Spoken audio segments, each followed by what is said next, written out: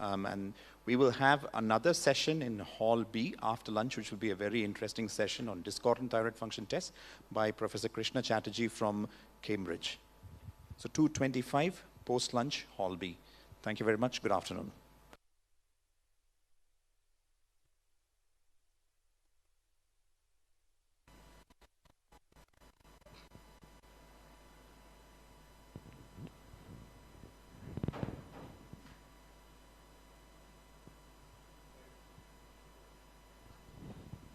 Have you managed to travel anywhere, Prof, or you're with the COVID situation? Not yet. So the first meeting is European thyroid meeting in September. Actually, no. Well, travel within the UK. We had the British thyroid meeting in May in London. So we're taking it gradually. Okay. There's a lot of flight cancellations, and the travel industry is not back to normal by any means. So, yeah.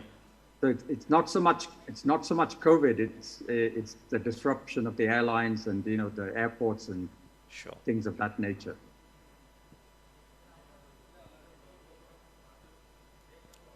Because at our end, it seems to be opening up, although we have increasing cases.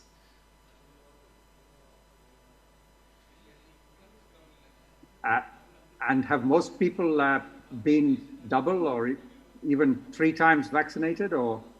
Well, most people are 2 times, at least medical professionals are 3 times vaccinated. The general public, most of them are dual vaccinated. Not everyone is triple vaccinated yet, because we don't have any mRNA vaccine over here, so we use the AstraZeneca vaccine. So that's the predominant vaccine which we have here. Yeah. So actually, I've been, in my spare time, I've been doing vaccine trials. So, oh, really? Okay, that's interesting. So I know a little bit about all the different vaccines. Okay. And one of the studies that we did showed that if you'd had the AstraZeneca vaccine first, and then you have an mRNA vaccine as a booster, your T-cell memory immunity is better. So, okay, that's interesting. Yeah, it's interesting. So mix and match is apparently... It's really good. It's a way forward. Yeah. Prof, the AV people are asking whether we could shut the window behind you or dim it. It's just giving a brightness from behind so that it's dulling your face. I can, well, yeah. So the sun is shining outside. So I've drawn the blinds. Good time for UK. I can turn off my lights. Yeah. But I don't know. You can turn on your lights. Turn on your lights, Prof. No, Prof, sorry, turn on, I said. Turn on the lights. Turn on, yeah. Yeah, please.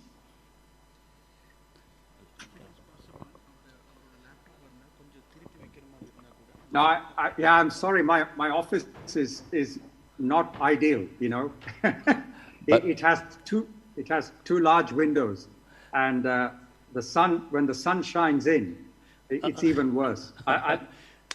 We need to take advantage of the UK sunshine. I thought of trying to do this from home, but then I decided that the internet connection would be risky. So. Oh, okay. This is from MRC, is it, Prof? No, this is actually from IMS. Okay. I'm on the 4th floor. 4th floor. Yep. Two floors above clinic. Okay. That same building.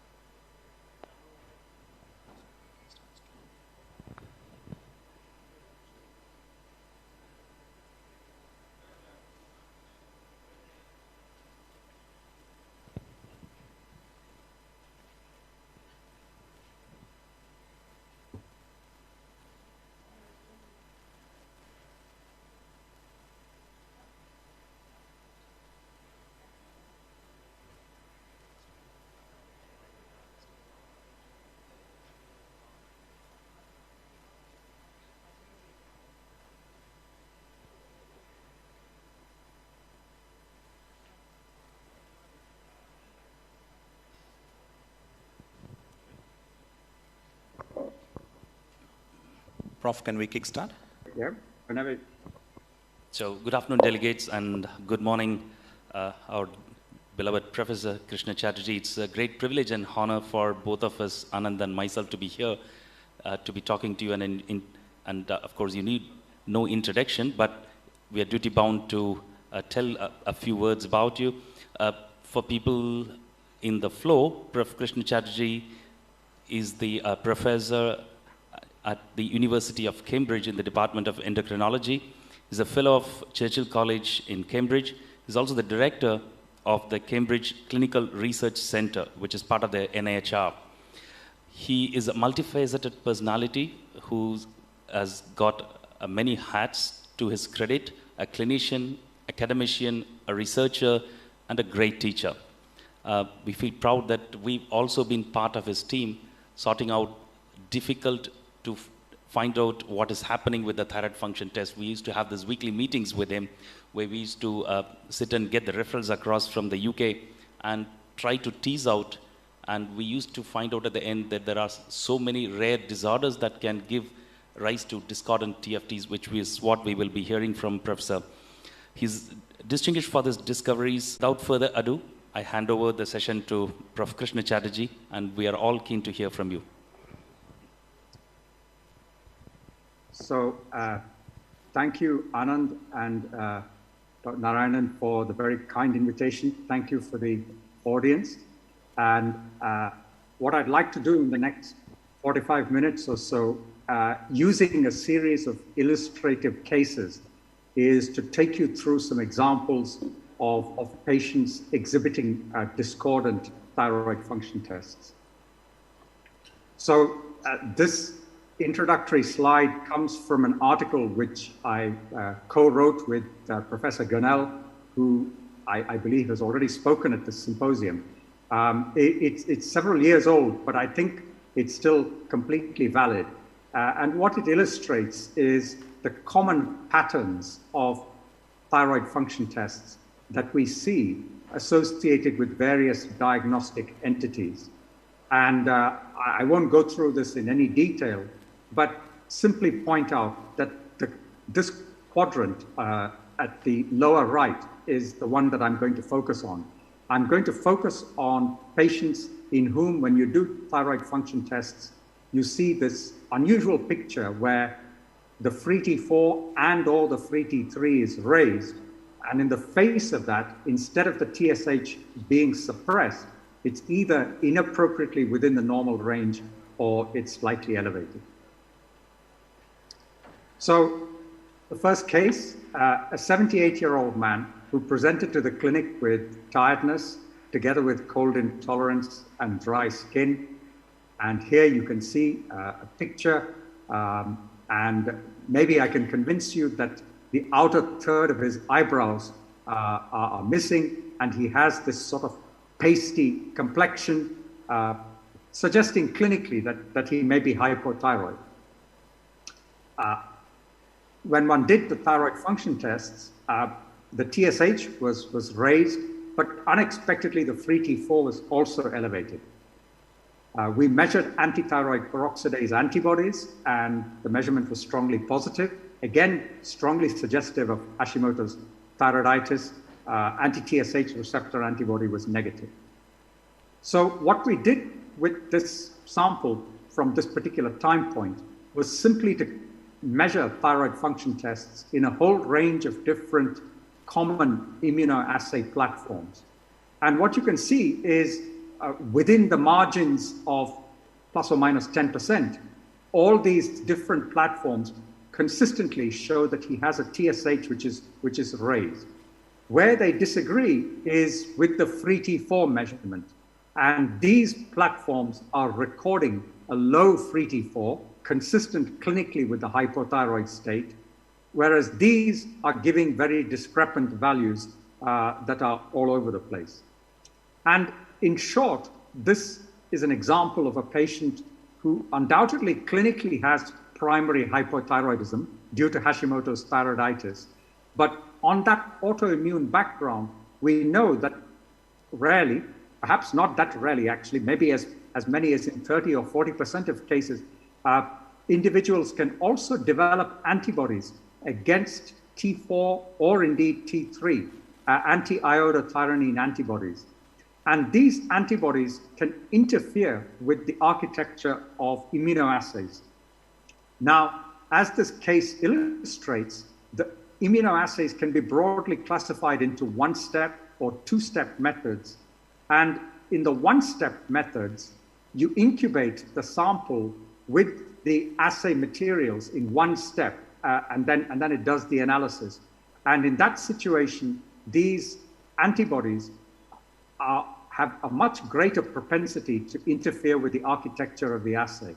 A two-step assay, I won't go into the technicalities, involves a situation where from the sample, you capture the thyroid hormone in the sample using capture antibodies. And then there is a so-called wash step where you wash the plate.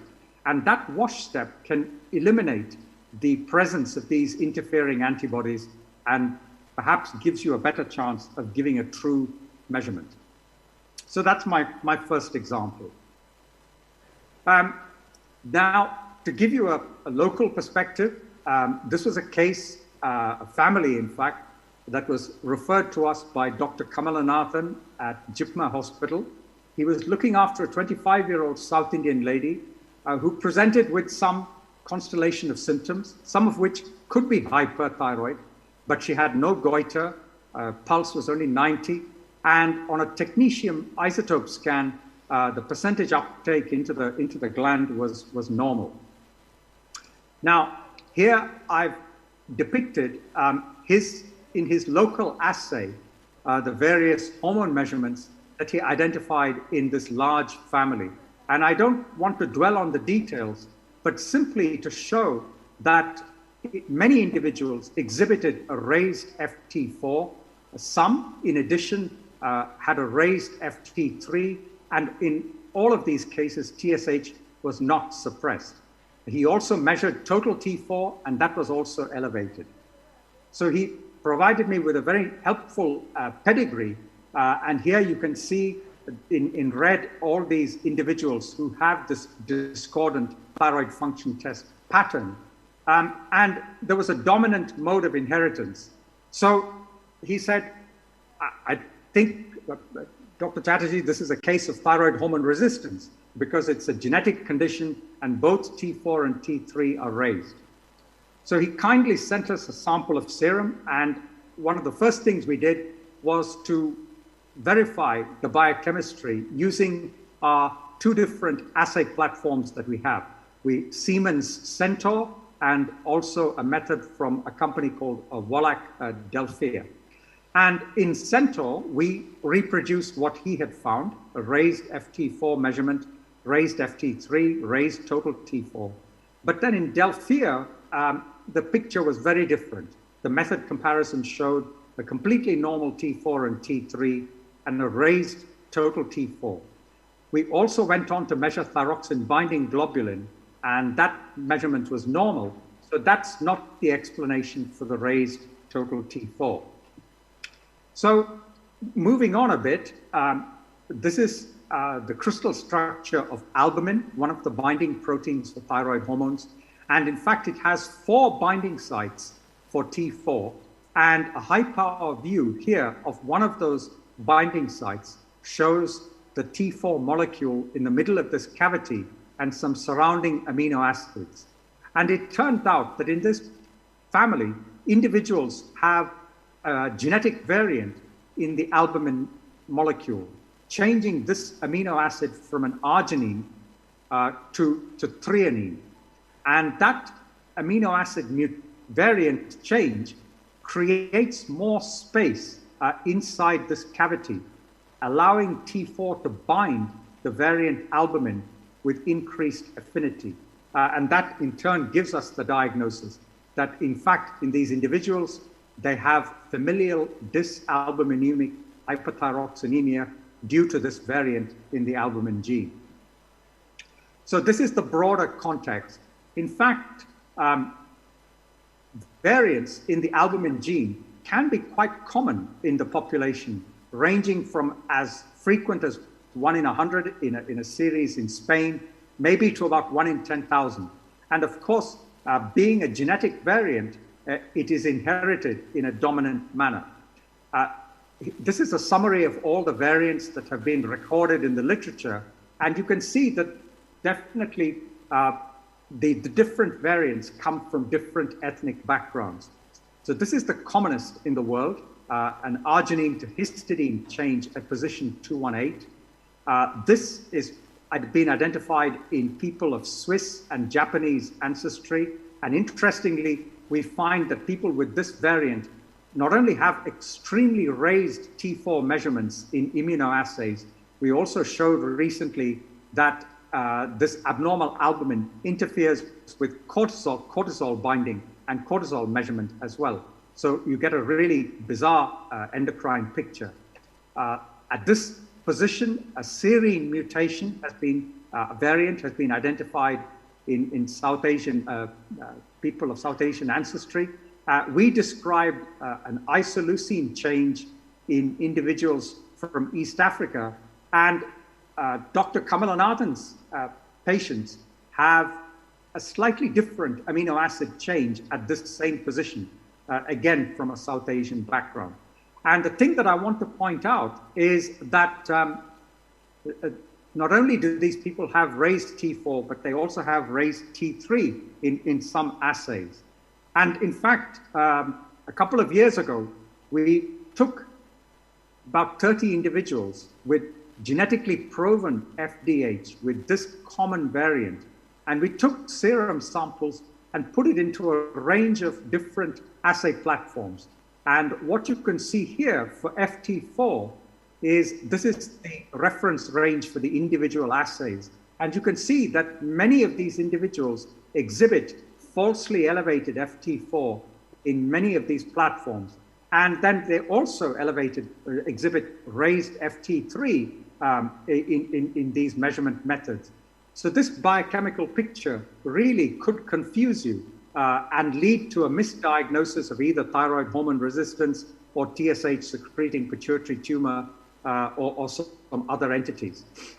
And it used to be said that like anti-iodothyronine antibodies, that the two-step assays were less susceptible to interference.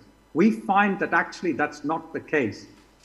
Here you can see that this Beckman method, which is a two-step method, shows a very high degree of interference. And conversely, this method, Vitros, actually is least susceptible to interference. And it turns out that the reason that the Vitros is so protected from interference is because they don't use chloride in the assay buffer.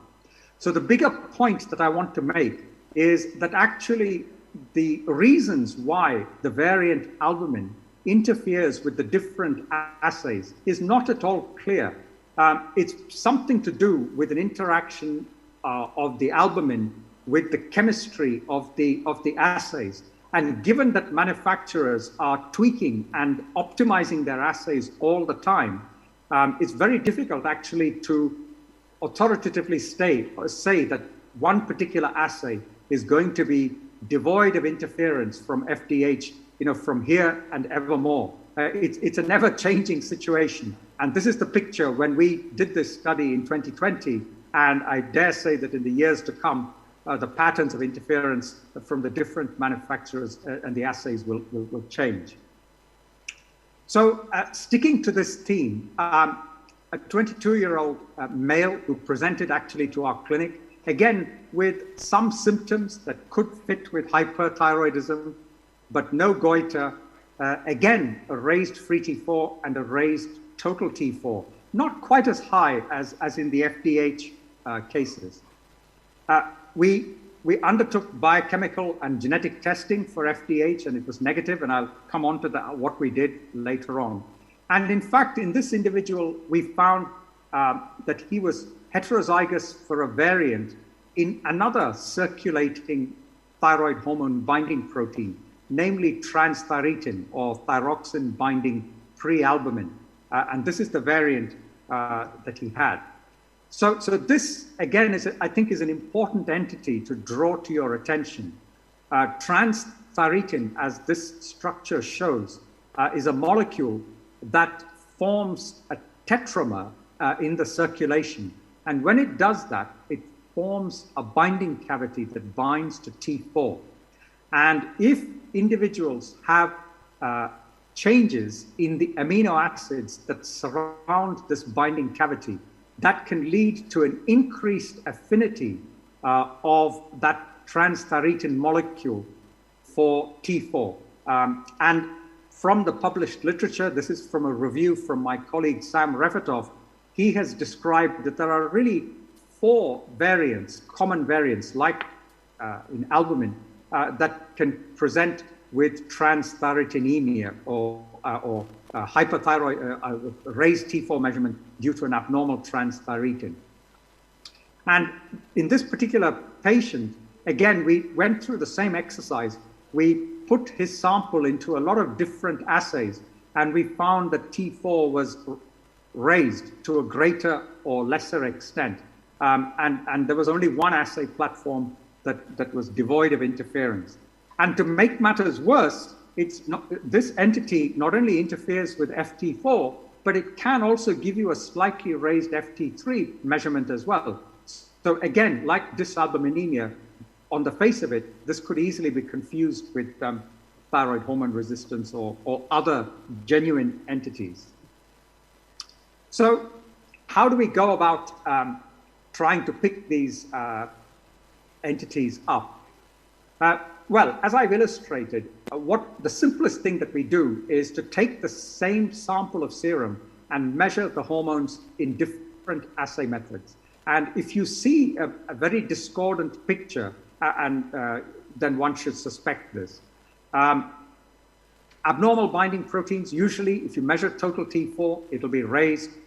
If you have access, your laboratory, to radio-labeled T4, you can actually incubate it with a sample of the patient's serum and show that it binds to the albumin or the transthyretin with high affinity. And then if that is the case, you can go on and do genetic testing.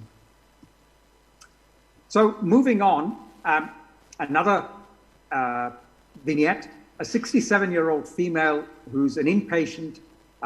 She has a fractured neck of femur. She's awaiting hip surgery. And after the hip operation, she develops atrial fibrillation. So the team do thyroid function tests. She notes she's in AF, but she's euthyroid otherwise. And when they do thyroid function tests, the TSH is not suppressed, but the free T4 is raised. And they went on to measure total T4, and they found that the total T4 in this sample was normal.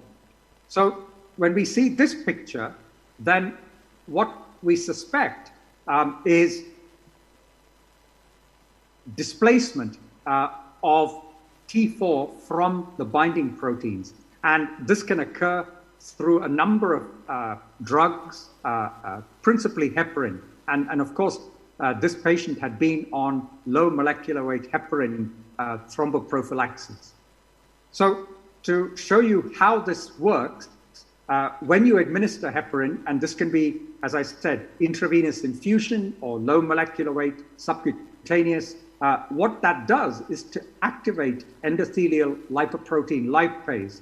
And that leads to this enzyme hydrolyzing triglycerides in the patient's circulation, releasing free fatty acids.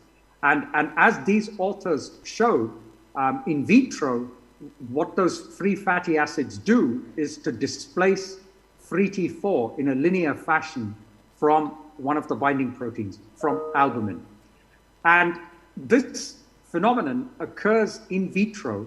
So it happens actually when you take the blood sample and then there is a delay in getting it to the lab, or in the lab there is a delay in spinning the sample and putting the supernatant serum on the machine.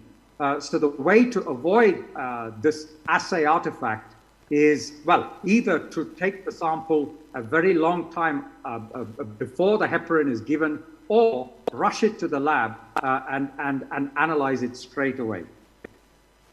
A word about very sophisticated methodology to overcome assay interference. Often in specialist laboratories, one can measure free thyroid hormones by a technique called equilibrium dialysis. And in principle, this technique is very straightforward. You take a sample of the patient's serum and you dialyze it overnight against a semi-permeable membrane, a bit like we used to do in chemistry class.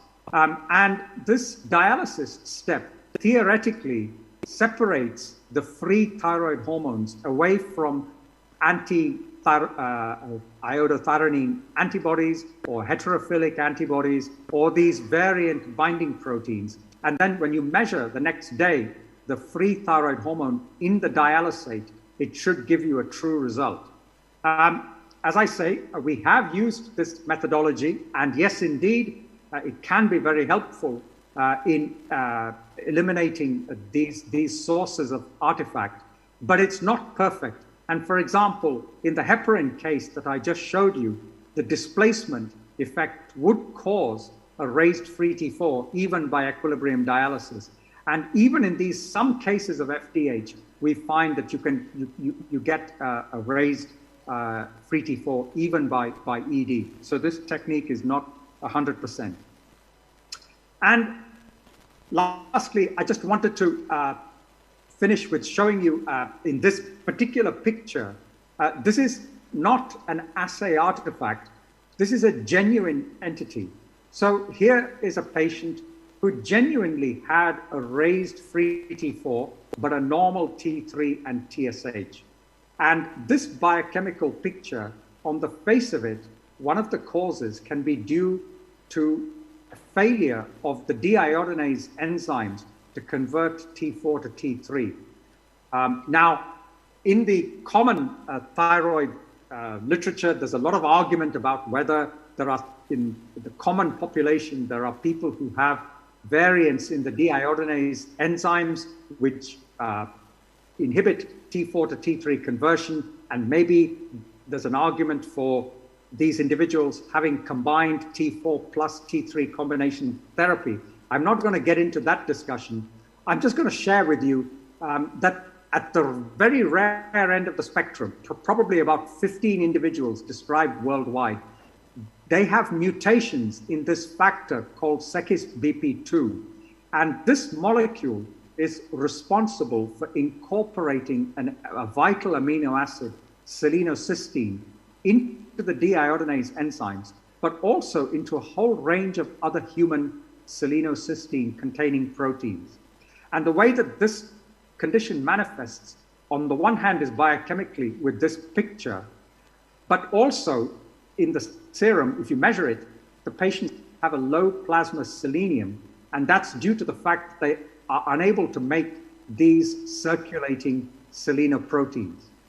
Unfortunately, due to a lack of all these other selenocysteine containing proteins, this is a multi-system disease. A defect or lack of this protein, which is expressed in skeletal muscle, gives you a muscular dystrophy. These proteins, which are expressed in the testis or in sperm, are lacking, so the patient is infertile. And then a whole group of antioxidant enzymes are lacking. And so these patients' tissues are subjected to increased oxidative stress. And in the long term, that results in consequences like sensorineural hearing loss, photosensitivity, and then, as we've found recently, thoracic aortic dilatation. So I just wanted to show you just a couple of other lists, I guess, just to be comprehensive.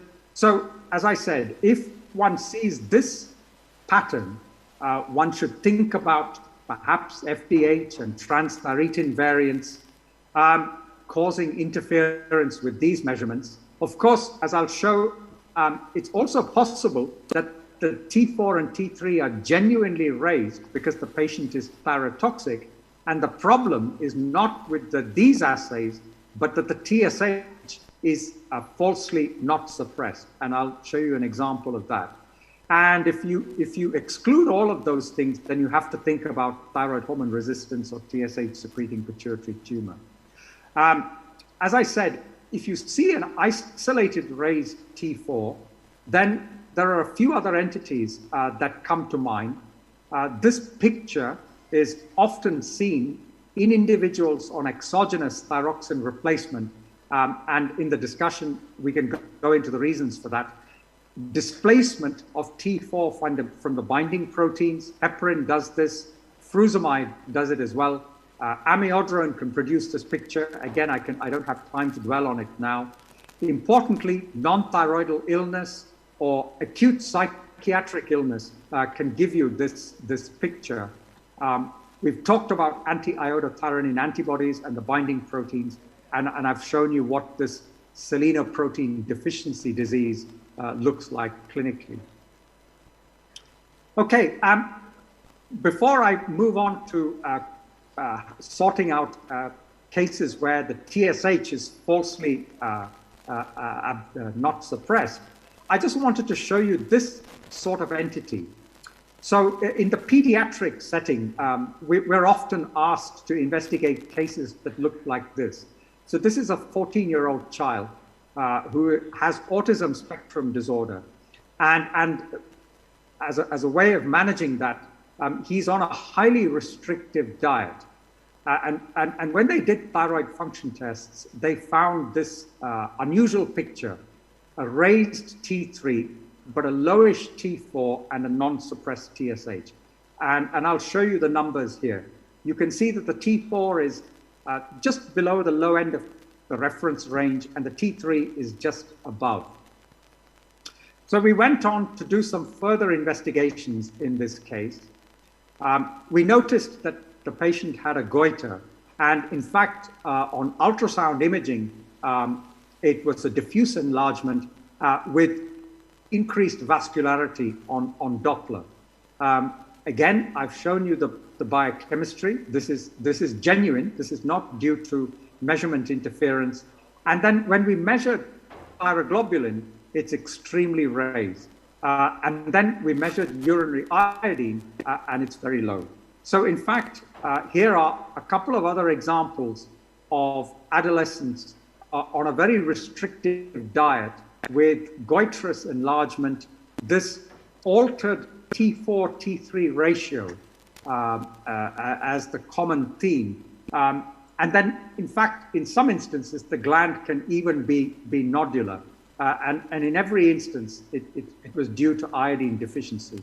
So that's an acquired cause, but I want to emphasize that actually that sort of biochemical pattern with a low or normal FT4, low normal FT4, and a high or high normal FT3 should bring to mind a couple of other genetic uncommon entities.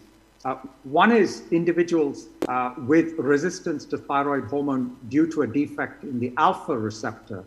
And the alpha receptor, because it's expressed in many peripheral tissues, actually these children actually present in pediatric practice with growth retardation, autism spectrum disorder, many features of congenital hypothyroidism, but with near normal thyroid hormone levels. So if there are any pediatricians in the audience, when you see children in your practice with developmental delay or growth retardation and borderline thyroid biochemistry, I'd like you to bear this entity in mind.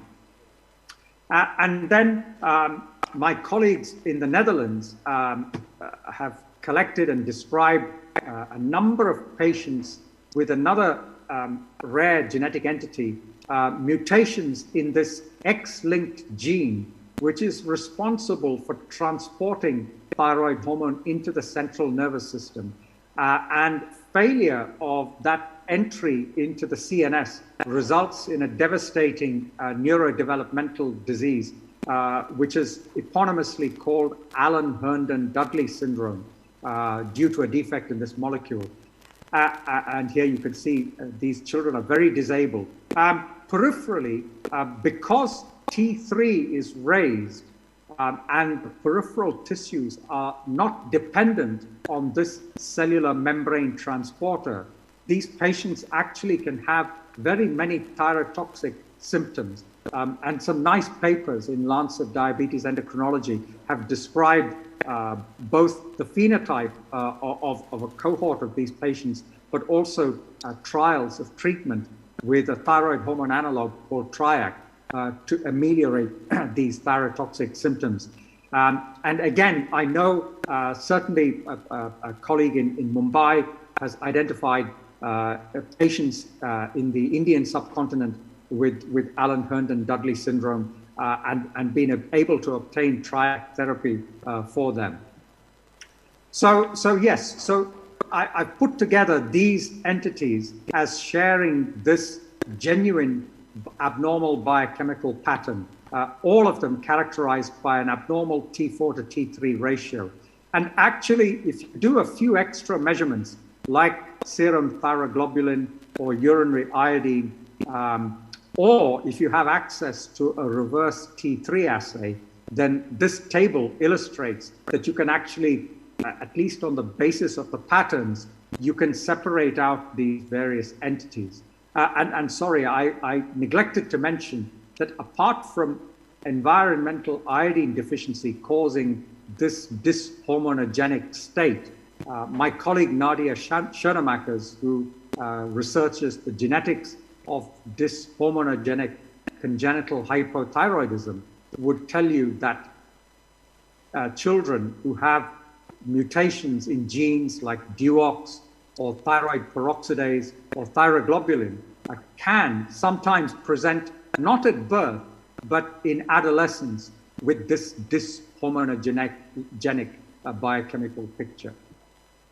Okay, so switching gears then, another case, a baby who was identified on the blood spot screening program with a high TSH, but actually had no other features suggestive of neonatal hypothyroidism.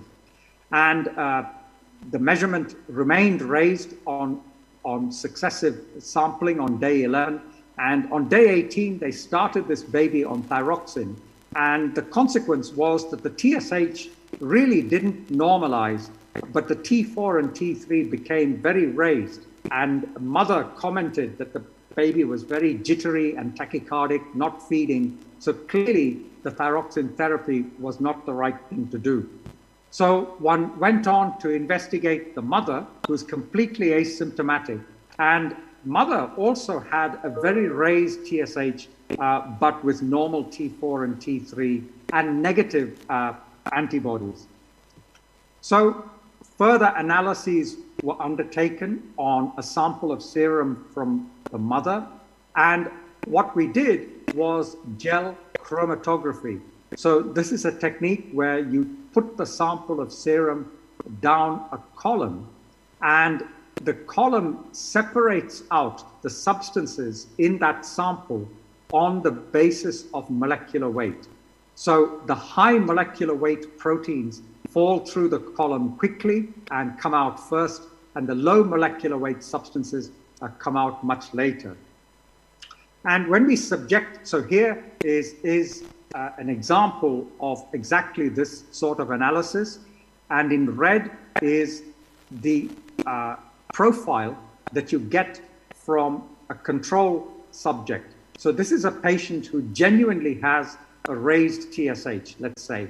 And when you put their sample down the column, the TSH elutes in this position at the authentic molecular weight of 28. And you can measure the immunoreactivity of the TSH at exactly the right expected position. And then to calibrate this, you can see where albumin, purified albumin elutes, about here. If you put immunoglobulin down the column, it elutes in this position. So on that background, if you now put a sample in blue of the serum from this mother, it elutes in this very abnormal position where the TSH immunoreactivity is eluting at a very high molecular weight. And essentially that gives you the diagnosis. So what this patient has is something that is familiar to you if you're measuring prolactin. The patient has developed an antibody against the TSH molecule here, forming macro TSH, very similar to macroprolactin, an antibody TSH complex, which is physiologically inactive, but is nevertheless detected as TSH in your immunoassay and gives you a false result. A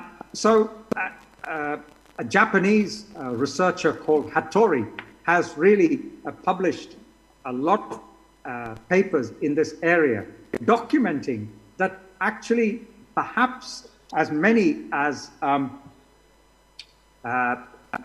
to 2% of cases of apparent subclinical hypothyroidism in our practice.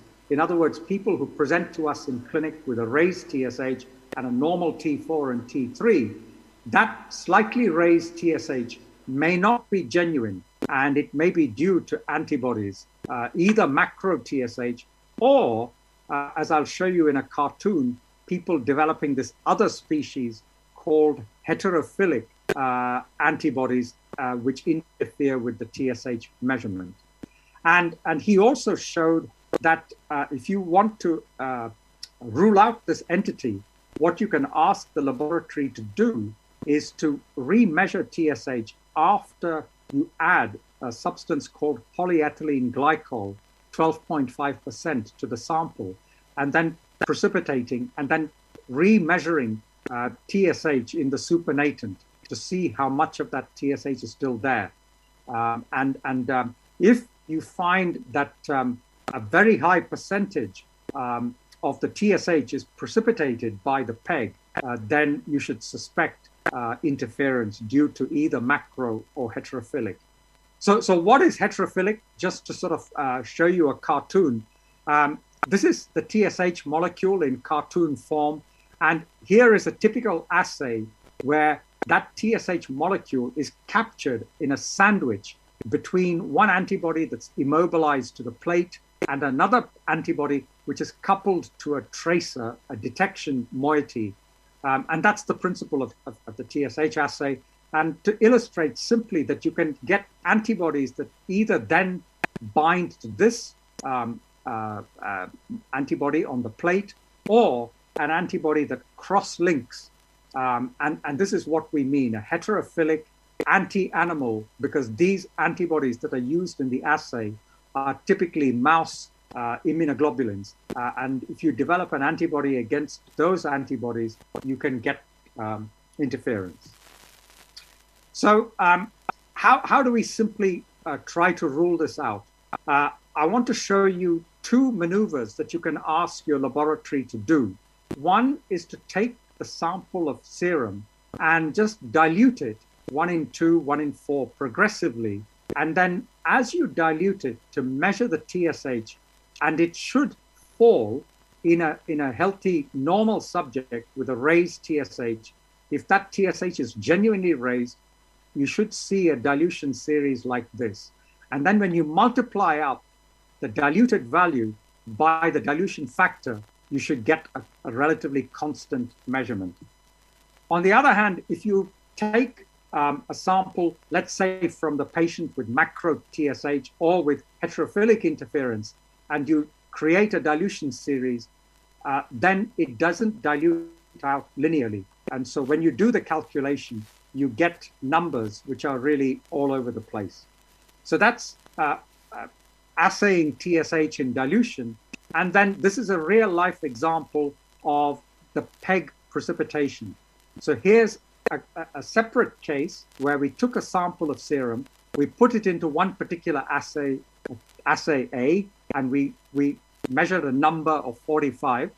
We put it into a different assay, and we got a very different answer, 3.2. So that was very helpful because that discordance told us that there's probably a problem with the TSH measurement. And then when our scientists went back and took a sample from that patient, added polyethylene glycol and precipitated it, and then remeasured TSH in the supernatant, you can see that most of that TSH is gone. So in other words, the percentage recovery of TSH is very, very poor, and meaning that the PEG has precipitated this high molecular weight antibody TSH complex. And that, again, is a sort of ready test that can lead you to suspect this entity. So, okay, moving on. Another vignette, a 2-month-old baby from the neonatal intensive care unit who's having persistent seizures, but actually has hardly any thyrotoxic symptoms. They measured thyroid function tests at day 5 and found very abnormal values. It persisted at day 6, persisted at day 10. They said, okay, let's measure a T3 now. And that was also very raised. And then at day 28, they measured a TRAB, and the TRAB was also positive. So potentially in this infant, they were making a diagnosis of neonatal Graves' disease. But as I said, this baby really had a paucity of thyrotoxic signs and symptoms. So they sent a sample to us. This is a colleague of mine, Arya, in one of the London pediatric hospitals. And this is what, these are the measurements that they documented using a Roche platform. We took the same sample and we measured thyroid hormones using Centaur, which is our method, and the T4 and TSH abnormalities completely went away. And then we measured TRAB using not Roche, but a Brahms method, and the positive TRAB also completely disappeared. So by now, you probably know what the diagnosis is here. This baby, because they were suspecting an inborn error of metabolism causing the seizures, was being supplemented with high-dose B vitamins, including biotin. And normally, we're supposed to ingest 30 micrograms of biotin. You can buy it on the internet, and some people take it in very high dose because they think it improves your hair and your nails. But as I also said, in clinical practice, people also give high-dose biotin in the pediatric setting, as has been published here, in cases where they suspect an inborn error of metabolism. And the biotin can interfere with assay architecture in a way that I'll show you in a minute. And it can interfere not only with measurement of thyroid hormones, but also with measurement of TRAB, measurement actually of all sorts of substances, troponin, ferritin, all sorts of analytes, which rely on this particular assay architecture, which I'll show you in a minute. And so you can end up either misdiagnosing Graves' disease or generating some very fancy, bizarre endocrinology where multiple things are off the scale. So how does this come about? So here is an assay method, Beckman, where they take a sample and they use an antibody which is linked to biotin to capture the T4. And then to capture that complex, they add to the sample particles that are coated with streptavidin. And streptavidin has an extraordinarily high affinity for biotin. So this is a very efficient way of capturing this species and then going on to do the rest of the assay. Now, the problem is that the way they've set this assay up, if the patient has ingested biotin and there is free biotin in the sample, in the circulation of that patient, that species has the capacity to interfere with the formation of this complex. And so you can end up with a weird result. And on the other hand, here's another manufacturer, Siemens, where they also use streptavidin and biotin in their assay in order to bring down the complex. But just because they've set the assay up in a slightly different way, where the T4 is being captured by a streptavidin biotin antibody conjugate, which is preformed, and you do this thing first, the free biotin in the serum doesn't have the capacity to interfere. So as I said, again, I don't want to give you any kind of hard and fast rules. Many manufacturers use streptavidin biotin linkage in their assays. Sometimes they've taken it out, and in which case their assays are no longer susceptible. But every now and again, we do see this picture. Okay, so moving on, a 62-year-old man who presents to a cardiac clinic in AF has mitral regurgitation, and on account of that, thyroid status is checked, genuinely raised T4 and T3. We did equilibrium dialysis, and the T4 is indeed raised. We did dilution studies. So we have every reason to believe these numbers. Pituitary imaging was undertaken, and a lucency was found in the hypophysis, and a diagnosis of TSH secreting pituitary microadenoma was made. The patient was started on treatment with short-acting somatostatin analog, and at day 7, you can see that the T4 and the T3 look as if they're coming down. So at that point, the patient was transitioned onto the long-acting analog and was treated with this for about 5 months. But then when they came back to clinic 5 months later, there was absolutely no change in the thyroid biochemistry with the long-acting analog. So then the diagnosis was revisited, and they did a TRH test. They took the patient off analog, did a TRH test, and found that there was a brisk TSH response. A hepatic protein, sex hormone binding globulin, which is a marker of thyroid hormone action in the liver, was measured, and the levels were normal.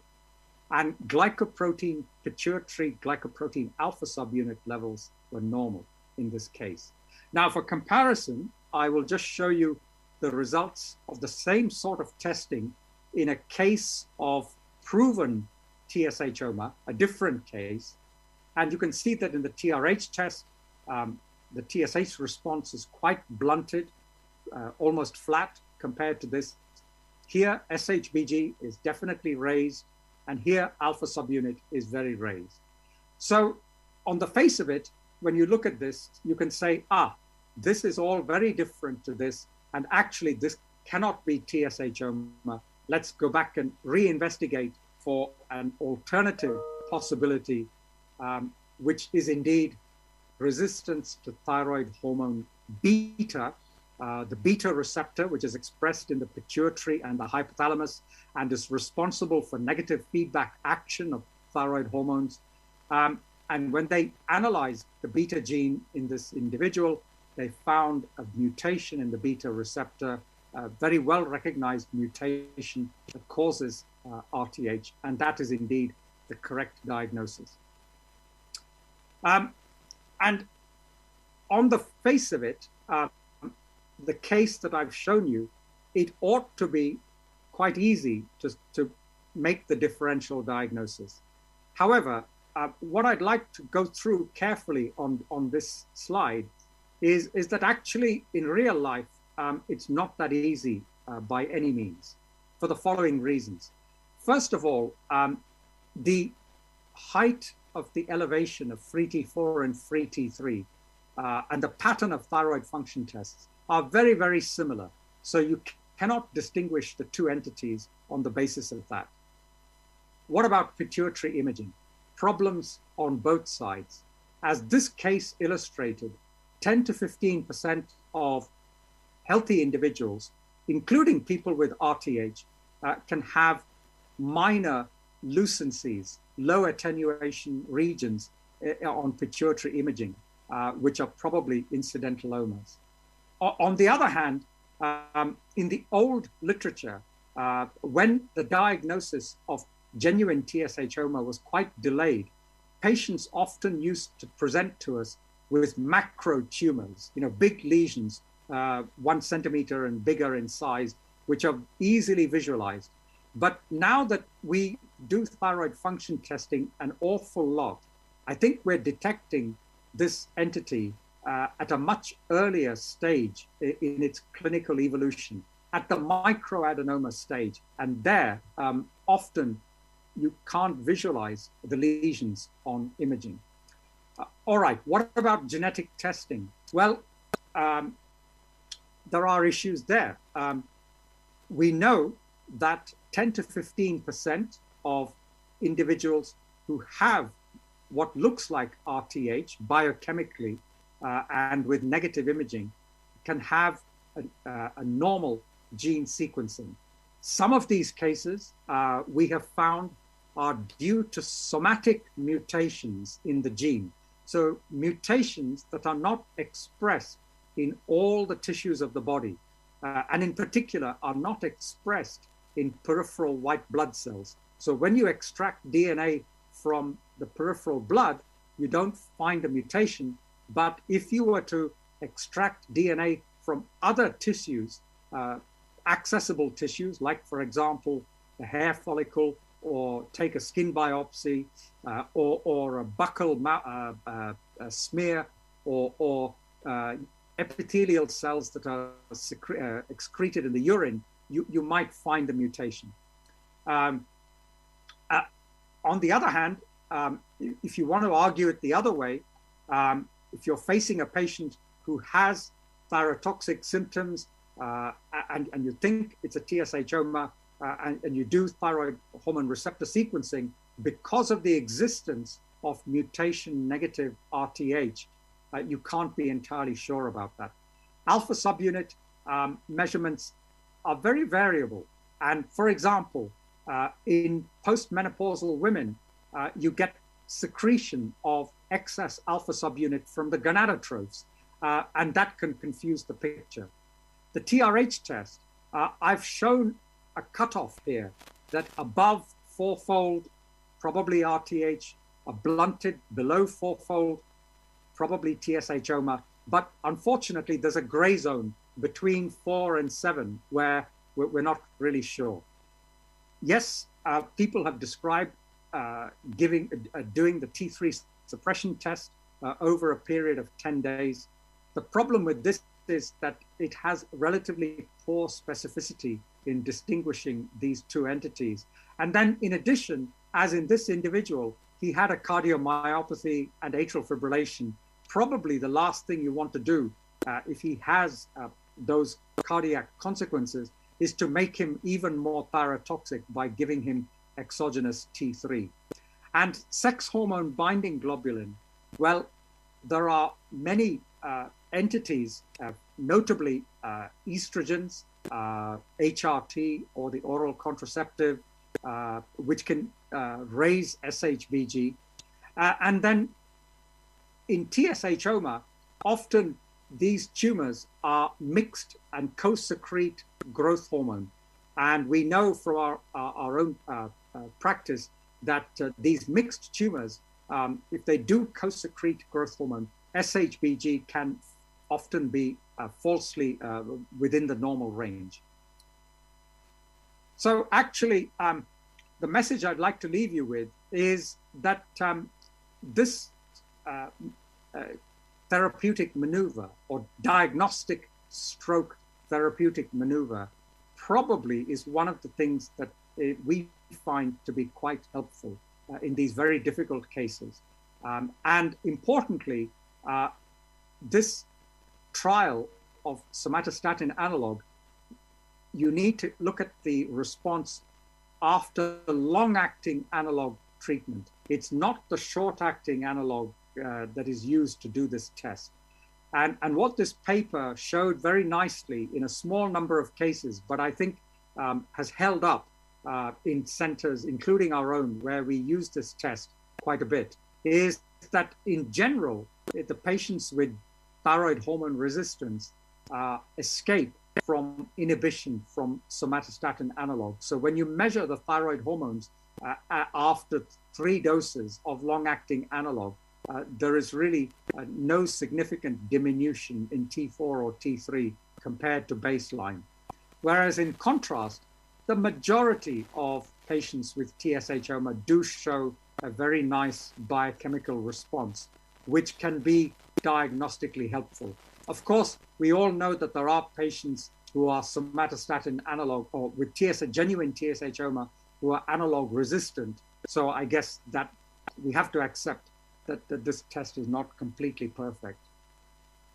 And last but not least, drawing it together very nicely with my colleague, Professor Gunnell, who may have alluded to this in his talk on endocrine imaging, but he may have talked about adrenal. Just to say that Professor Gunnell has shown that this administration of somatostatin analog is also very helpful in localizing the TSH-OMA.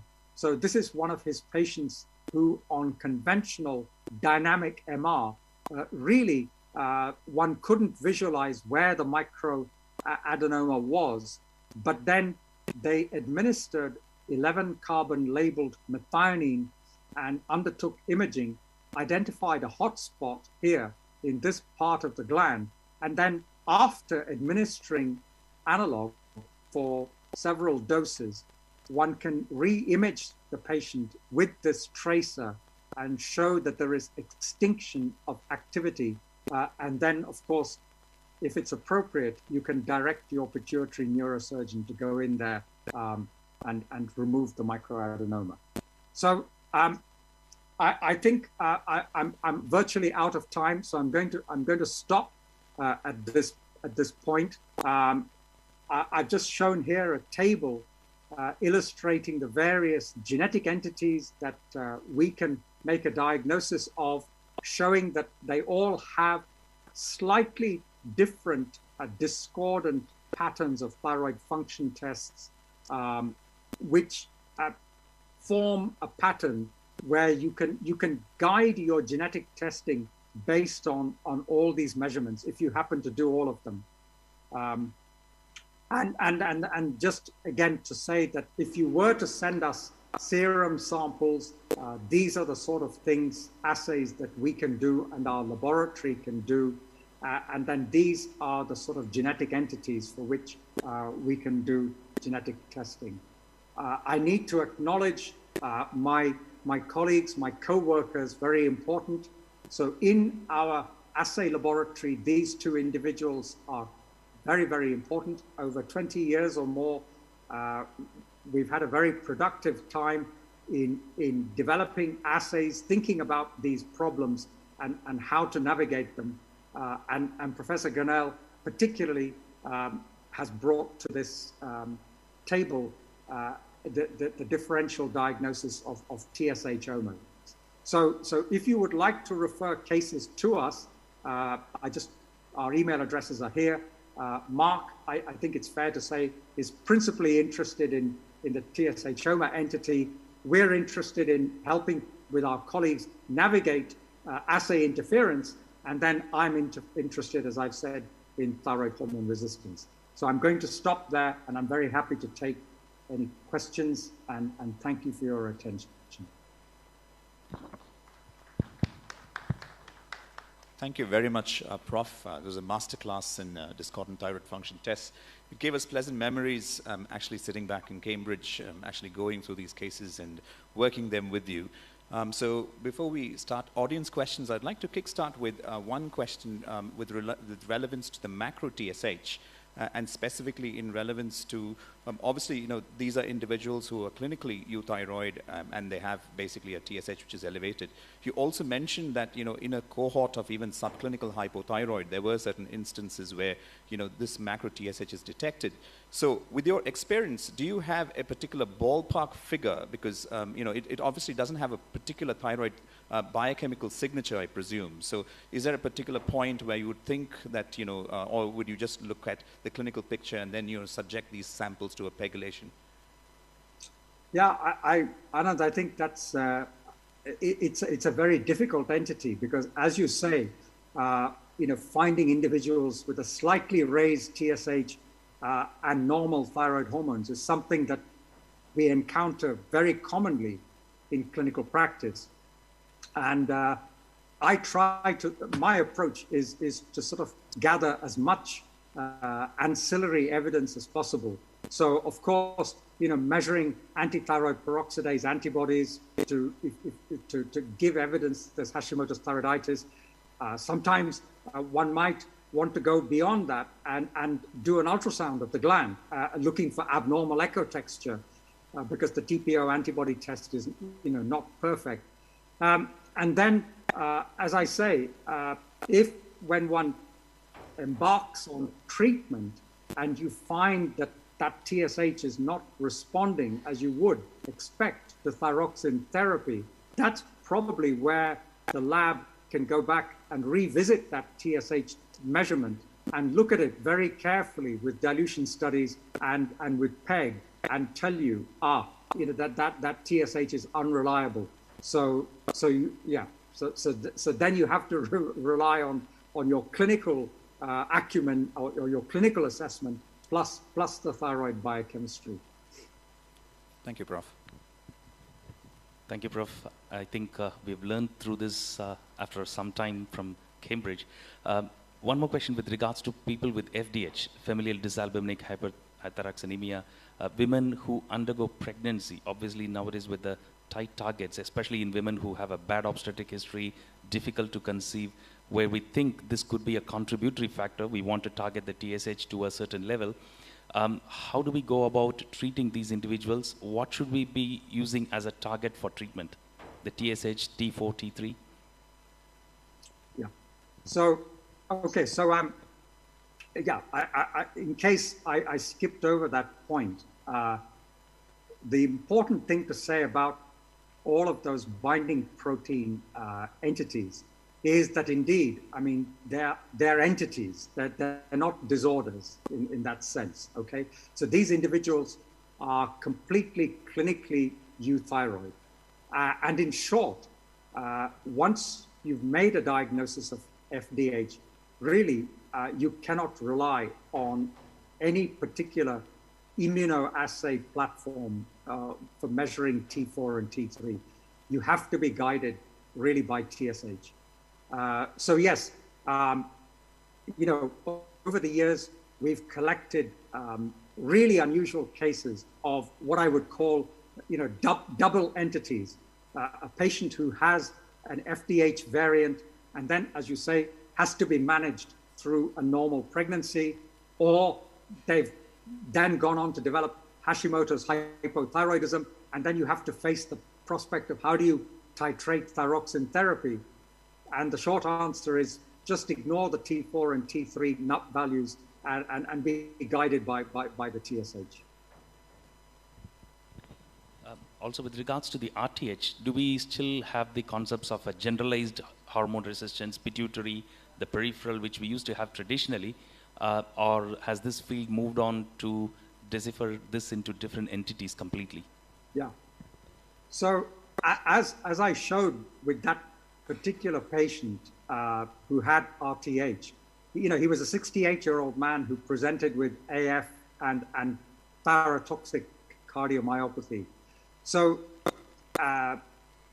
given that many peripheral tissues express TR alpha, the normal receptor, we now recognize that if you look hard enough, most of our RTH patients have some symptoms of hyperthyroidism.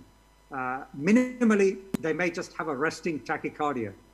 But beyond that, some of them develop in the pediatric setting. They can present with increased appetite, hyperactivity, failure to thrive. In the adult setting, they can present with tremor, palpitations, anxiety, insomnia. And yes, when that occurs, we give them this label, which I think is still helpful. We call it predominant central or predominant pituitary resistance. Whereas another group of patients, for reasons that we don't understand, they may be completely asymptomatic. They just have a goiter and they have no thyrotoxic symptoms. And the distinction is useful because for the generalized patients, our advice is leave well alone. Don't do anything that interferes with their pituitary thyroid axis. Whereas with the thyrotoxic individuals, you could either give them beta blockers if it's tachycardia, or we use the drug which I mentioned for MCT8 patients, Triac, the analog Triac. Thank you. So, Prof, we'll just move to the audience. Any audience questions, Prof?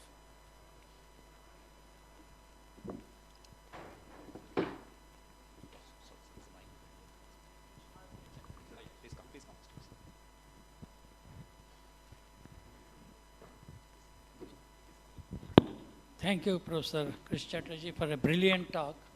As Anand said, it was a master class.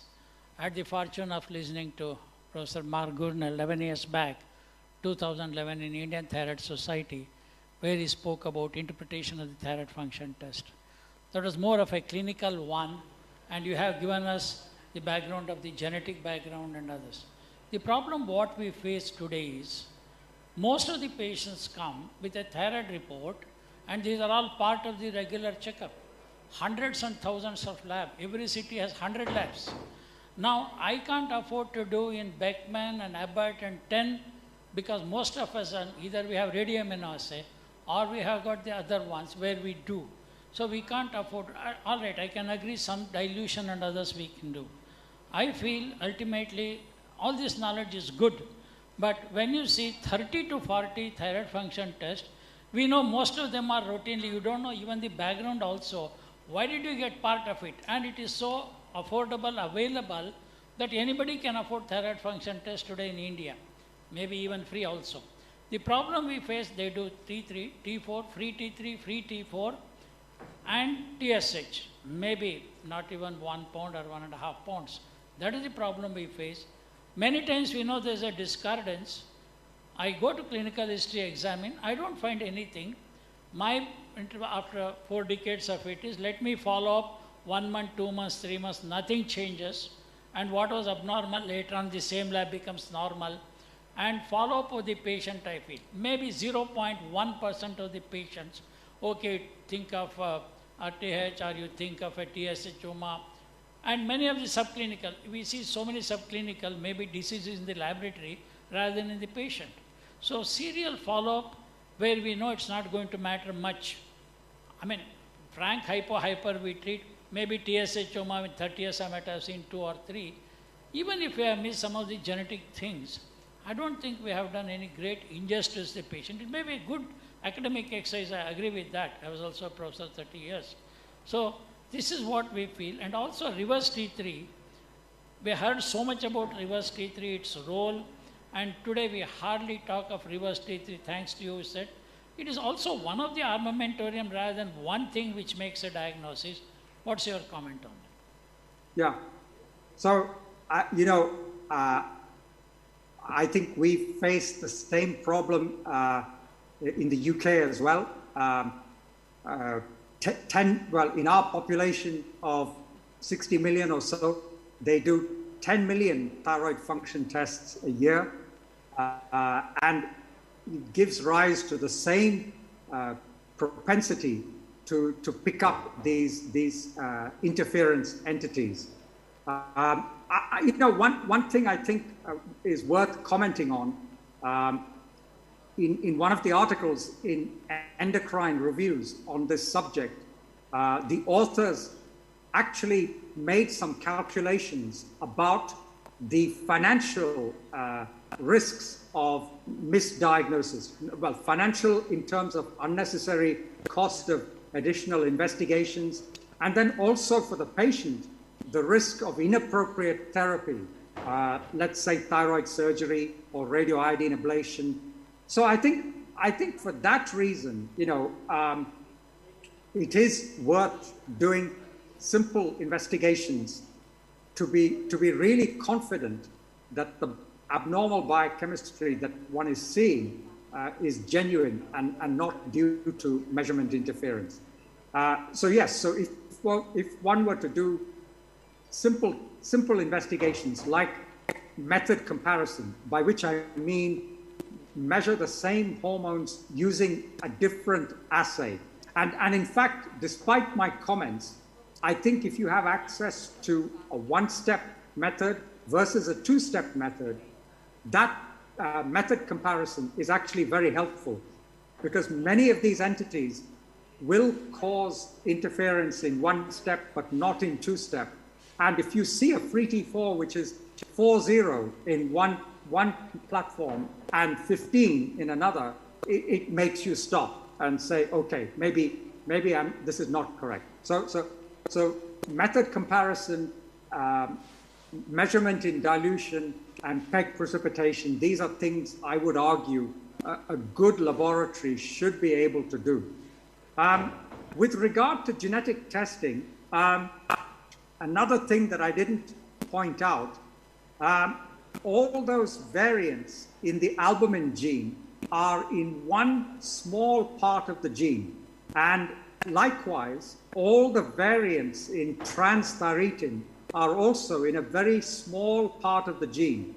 So in terms of genetic testing cost, it's only one portion. You only need to set up one PCR reaction in your lab, and you can identify all these genetic entities with sequencing. So actually, if you I would argue that, and that's what we find, that once you've set the assay up, it's not that expensive to do. And being a genetic test, it's pretty black and white. So once you find the mutation, you know, you can just set it aside. So I think those would be my comments. And then as you say, the clinical context is also paramount. You know, if the numbers that you see in front of you are discordant with the clinical status of the patient, or there is something else in the environment, like non-thyroidal illness, a psychiatric condition, medication, and then you take those influences away, and a couple of months later, the thyroid function tests come back as normal, then that's a relatively inexpensive way of sorting it out. Thank you very much for the answer. And 99.9% of all the assays we do is only one-step free T4, except few research centers. Nobody is doing two-step of free T4. And as you said, I'm happy with that for the last. For a clinician, that's good enough for me, even though there are few cases where you said it may. And you showed some slide to show how even one step is good. Thank you very much. Thank you, Prof. The other question I had was with regards to biotin. I mean, you projected a particular patient with the high free T3 and free T4. So could it be the other way around also? Could you get a result with a low free T3 and a low free T4 with the biotin? That's number one. And number two, if we were considering that as an interference, if we were to stop the medication, would we say that, you know, a 3-day period of, you know, off the medications would be enough, or would it be like at least a week to actually, you know, sort this problem out from the clinical standpoint? Yeah. Yes. So again, I skipped over that. Yes, the different manufacturers use streptavidin and biotin in their assays in different ways. So it's quite possible that the biotin can cause not only positive interference, so to speak, but also negative interference. And, which I emphasize again, I dwelt on misdiagnosis of thyroid entities, but the biotin thing can also lead to misdiagnosis of a whole plethora of things for which the manufacturer's autoanalyzer uses the same architecture, you know, all kinds of analytes. With regard to avoiding the biotin interference, I would guide people to a very recent paper, I think in Thyroid, where they took healthy subjects and administered biotin, and then they did thyroid measurements and thyroglobulin measurements over a long period of time. If memory serves me right, I think avoidance of biotin for 48 hours is okay for the thyroid assays, but for measurement of thyroglobulin, which is what you would be doing in a thyroid cancer setting, you might even have to stop the biotin for a lot longer. And there's also a dosage threshold. I think something like about 5 or 10 milligrams of biotin above that is when you run into this problem. Thank you, Prof. Thank you very much. So it doesn't have. Sorry.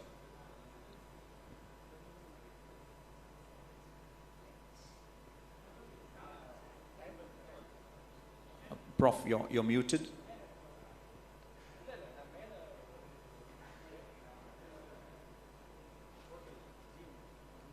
Sorry, Prof, we can't hear you. I'll just check from my end, sorry.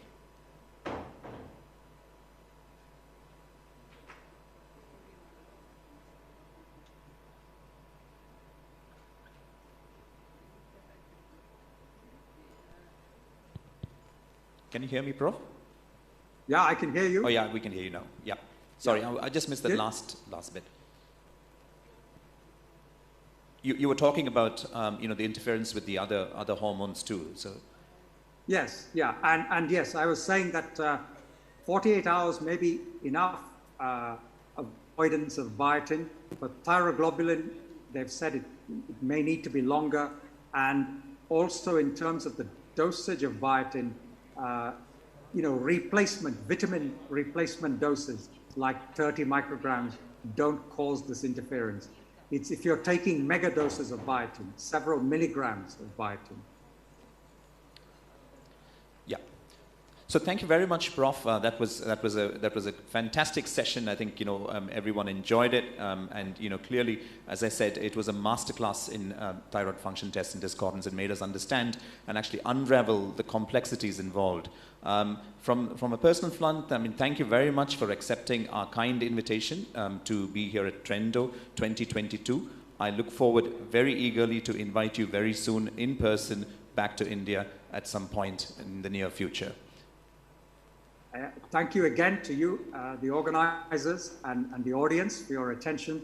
And last but not least, feel free to contact us, as I said, over any difficult or interesting cases. We're very happy to help. Thank you very much, Prof. Thank you so much. Bye. So with that, I think we'll draw an end to this particular session, and this would be the last session from Hall B. Thank you very much, all of you, for your kind intention. Thank you.